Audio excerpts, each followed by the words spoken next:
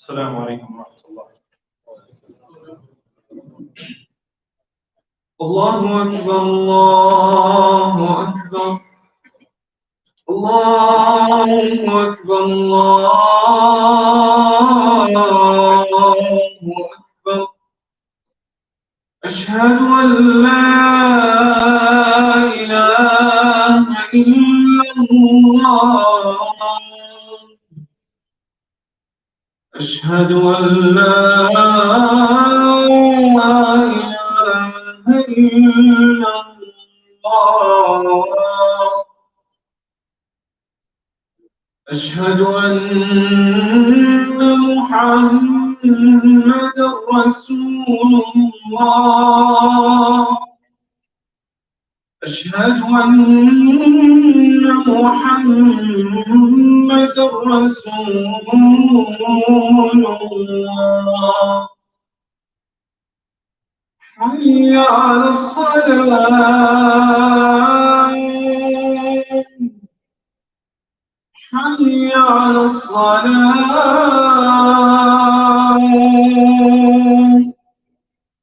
حي على الفلاح حي على الفلاح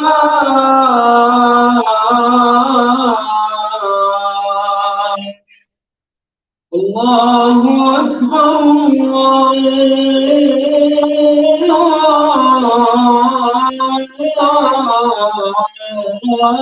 الله أكبر لا إله إلا الله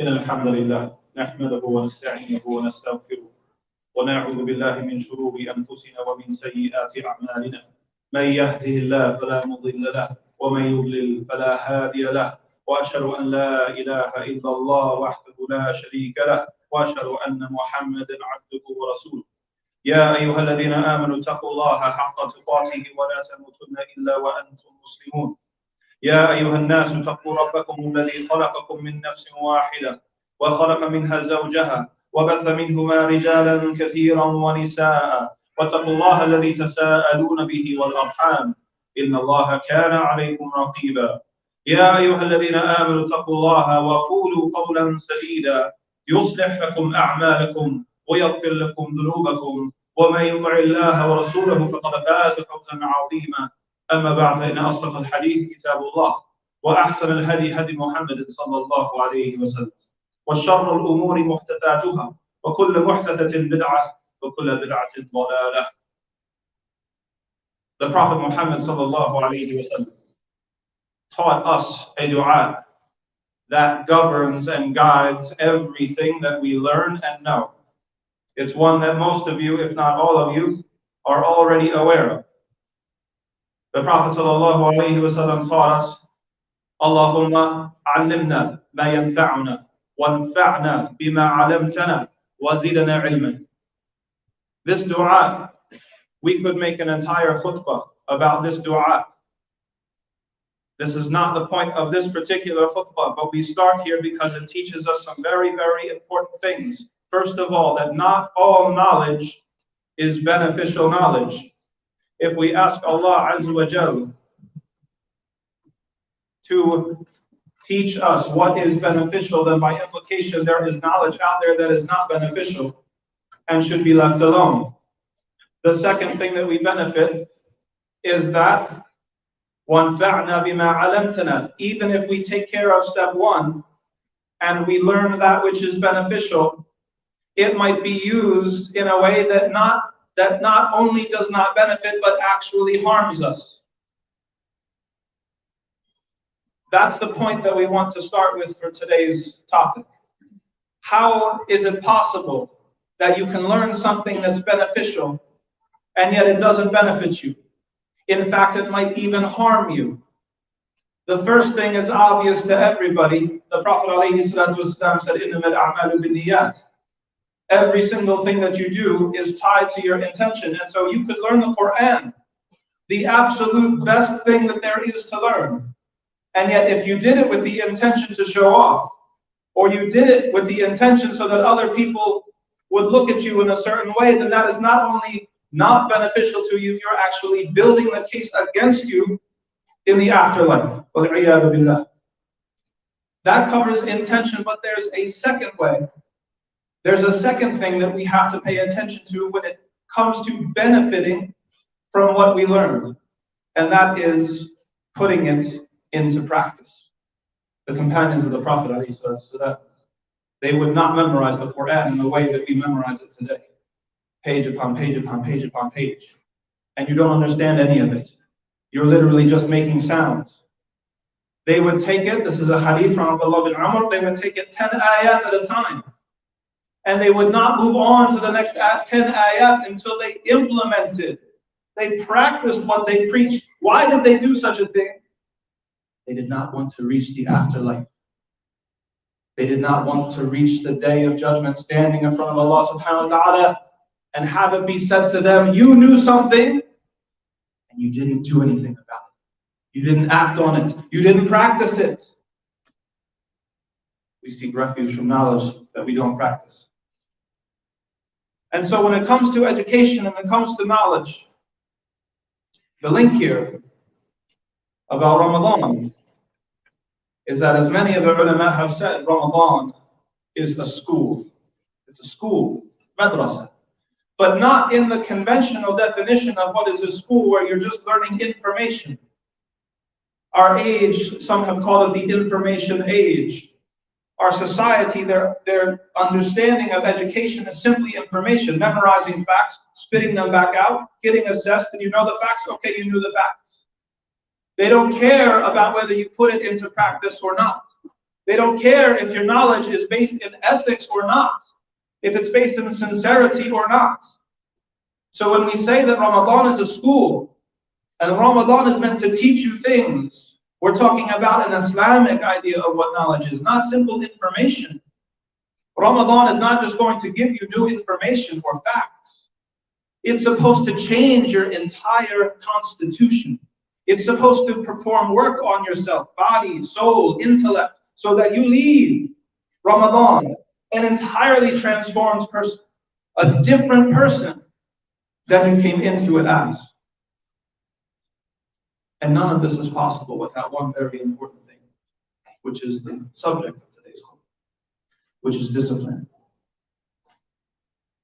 Discipline, one could argue, is the reason for the season, the reason for Ramadan. And that's because Allah Azza wa Jalla said in the Quran, when He told us that it was an obligation upon us, He said, يَا أَيُّهَا الَّذِينَ آمَنُوا كُتِبَ عَلَيْكُمُ الصِّيَامُ كَمَا كُتِبَ عَلَى الَّذِينَ مِنْ قَبْلِكُمْ لَعَلَّكُمْ تَتَّقُونَ. O you who have believed, fasting is decreed for you or prescribed for you, just as it was for those before you, so that you will gain taqwa. Taqwa linguistically, of course, comes from waqaya, which is a barrier, something that separates two things. So taqwa literally means to construct a barrier to keep yourself away from what Allah Azza wa Jalla does not like. It sounds like a straightforward thing. If knowledge were simply about information, then the khutbah would be over right now. I've told you what you need to know. But knowledge is much more than that. It's much more than information. In order to practice what we know, we need something else. One of those things is motivation, which is why taqwa is sometimes translated as fear of Allah, or awareness of Allah, or consciousness of Allah. Because having fear or awareness or consciousness, that gives you the motivation to build up that barrier to keep you away from what is haram. Allah subhanahu wa ta'ala recognizes this, and He addresses us frequently in the Quran at the level of motivation. For example, He says, إِنَّ الشَّيْطَانَ لَكُمْ عَدُوٌ فَاتَّخِذُوهُ عَدُوًّا إِنَّمَا يَدْعُو حِزْبَهُ لِيَكُونُوا مِنْ أَصْحَابِ السَّعِيرِ. Certainly the devil is your enemy, so act like he's your enemy. He only invites his followers so that they become people of the fire. Allah subhanahu wa ta'ala is saying you can't just sit back and relax. The devil is constantly working against you, conspiring against you, and this is motivation. It gives us motivation to be proactive about our spiritual life. And Allah Azza wa Jalla said, إِنَّ الْإِنسَانَ خُلِقَ هَلُوعًا إِذَا مَسَّهُ الشَّرُّ جَزُوعًا وَإِذَا مَسَّهُ الْخَيْرُ مَنُوعًا إِلَّا الْمُصَلِّينَ. Certainly, indeed, people were created anxious. If evil touches them, they're impatient. And if good touches them, then they become stingy, they withhold, except for those who pray. Allah subhanahu wa ta'ala is saying that it's not enough to just be a nice person. You're going to face hardship. And if you don't do something about your spiritual life, you're going to despair when that hardship comes. Just like if you don't do anything for your spiritual life, you're going to become greedy or stingy when things get easy. If you don't put in the work and pray. This is all motivation. Allah subhanahu wa ta'ala is trying to motivate us. But even emotion, even motivation is not enough not to have taqwa. It's part of it, but we're missing one last thing. And that thing is what's going to give taqwa results. Consistent, constant results. And that's what brings us back to discipline. Because taqwa is not simply a moment's triumph. It's rather a process and a skill that must be developed until it becomes a habit and a reflex. In that previous ayah about how people will despair or become greedy unless they pray, Allah subhanahu wa ta'ala continues, إِلَّا الْمُصَلِّينَ الَّذِينَ هُمْ عَلَى صَلَاتِهِمْ دَائِمُونَ. Except for those who pray, those who are constant, consistent in their prayers. And the Prophet Muhammad sallallahu alayhi wa sallam said, أَحَبُّ الْأَعْمَالِ إِلَى اللَّهِ أَدْوَمُهَا وَإِنْ قَلَّ. The most beloved actions to Allah subhanahu wa ta'ala are the most consistent ones, even if they are few. Discipline is like a muscle. The more that we use it, the stronger it gets. When we exercise discipline, we're building up an increased capacity to face a larger test further down the road. Taqwa doesn't just appear out of thin air. It's like a savings account. Every day you need to put something into it. And someday something's going to happen where you're going to need to withdraw from that account to pass the test. And if you haven't been saving, then you're not going to have enough to pay the bill. And if you can recognize that, then every single choice that you make every single day has an entirely new meaning. Every time you want to light up and smoke. Every time you want to scroll through your newsfeed. Every time your spouse asks you to do something that you really don't feel like doing. Let's forget halal and haram for a second. Think about how you react and ask yourself, does it build my discipline? Am I saving up for tomorrow? You never know when the big test is going to come. You never know which test is going to be decisive for you. Are you going to the fire or are you going to Jannah? The big test might be coming sooner than you think. The Prophet Muhammad sallallahu alayhi wa sallam, he told us a story collected in Sahih Bukhari. Once upon a time, there were three men who were walking and it started to rain. So those three men, they took shelter in a cave to get out of the rain. But a boulder tumbled down from the mountain above them and came to a stop right in front of the mouth of the cave that trapped them inside. As they're stuck, they start brainstorming how can they get out of this situation. It was very likely that nobody would ever find them there, that they would die of hunger and thirst. So one of them said, let's all try to think of a good deed that we did purely for Allah subhanahu wa ta'ala. If we ask Allah Azza wa Jal by virtue of these righteous deeds, then maybe He will move the boulder for us. So they decided to try.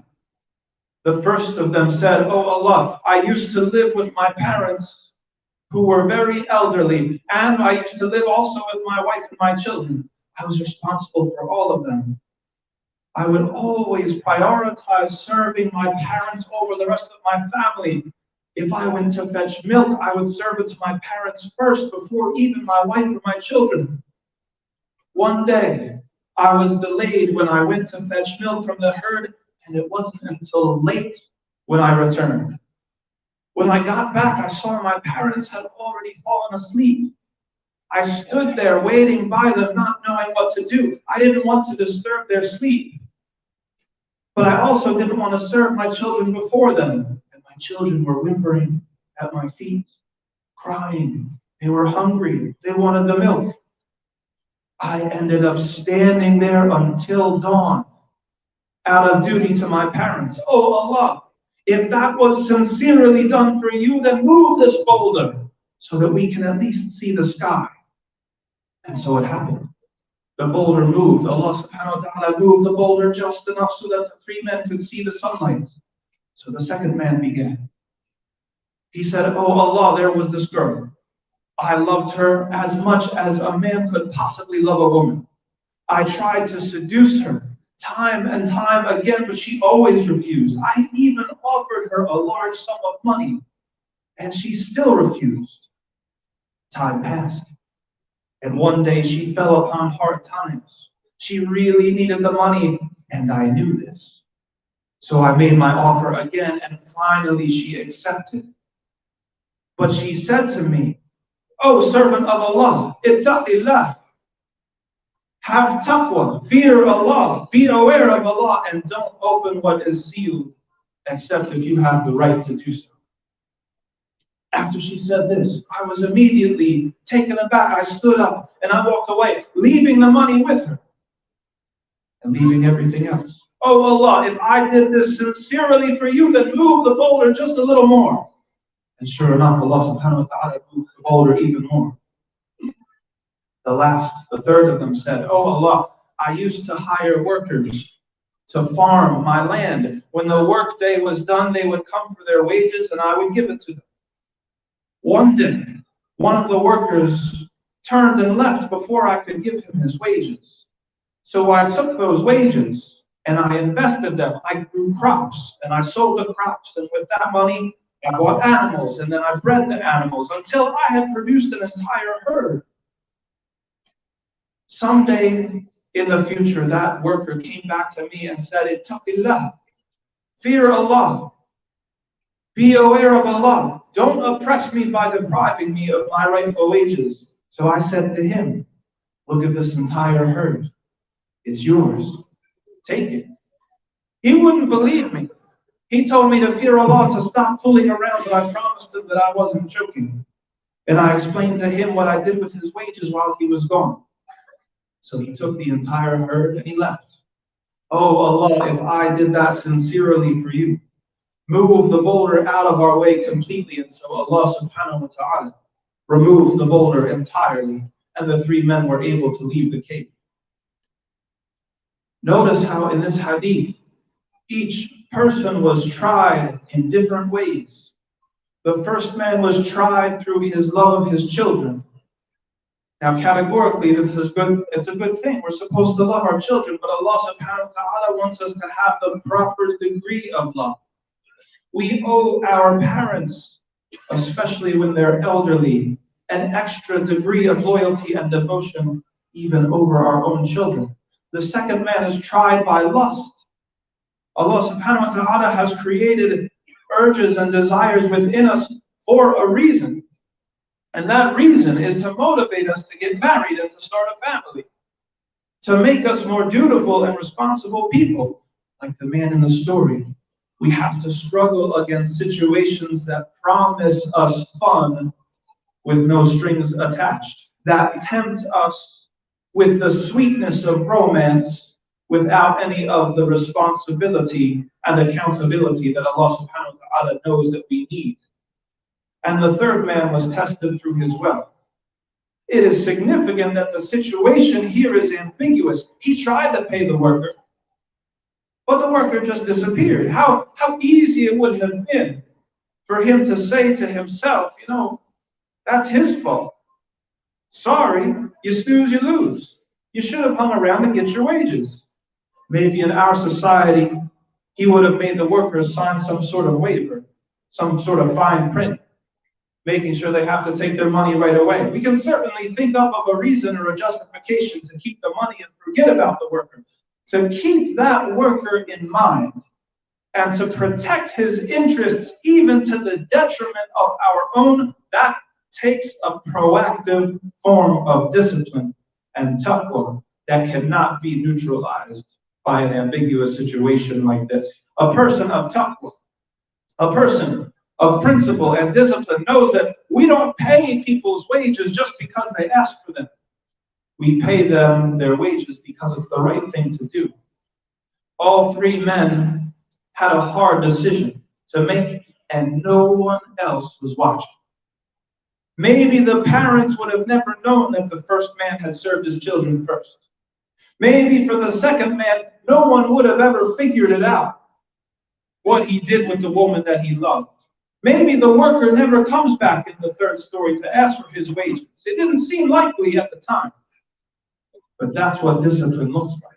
That's what taqwa looks like. The righteous actions we do that don't benefit us at all in this world. The righteous actions that actually contradict our individual self-interest. That is discipline. That is taqwa. Fasting Ramadan goes hand in hand with building discipline and building taqwa. Any moment of the day you can cheat. Nobody's watching you. You can sneak a drink of water. You can sneak a bite to eat. No one will know. The only thing that stops someone from cheating is their discipline and their taqwa. Ramadan does the work for us. It does the work on us, on our bodies and on our souls. It builds that discipline inside each and every one of us. أقول قولي هذا وأستغفر الله ولكم ولسائر المسلمين من كل ذنب فاستغفروه إنه هو الغفور الرحيم.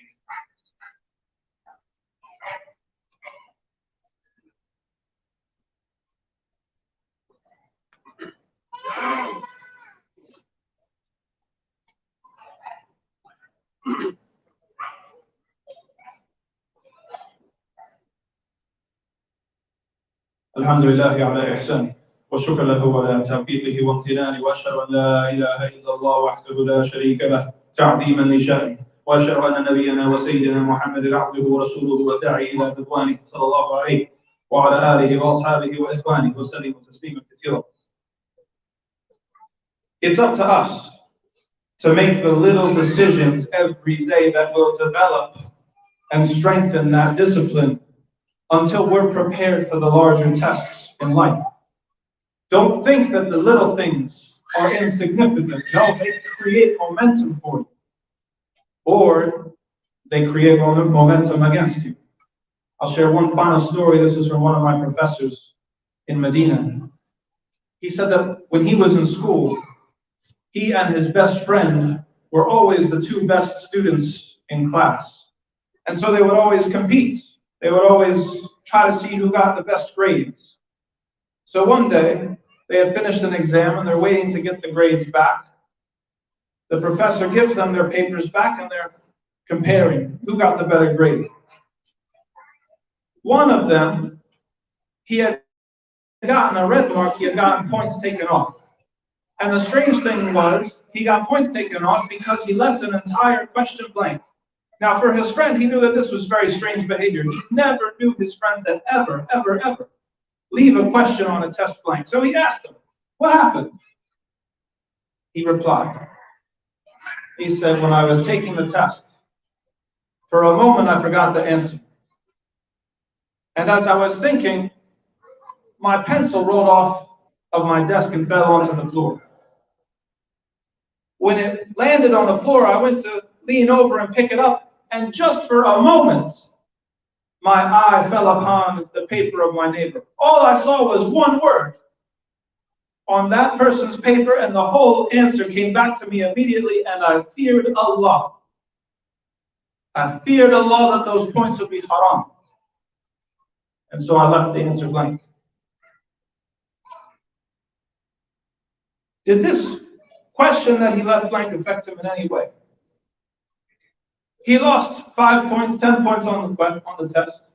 Did it hold him back? Did it stop him from getting his degree? Is Allah subhanahu wa ta'ala ever going to punish you for obeying him? The opposite. He found that there was more blessing in everything that he did. More blessing in his study time, more blessing in his grades. He went on to finish his BA and then his MA and then his PhD.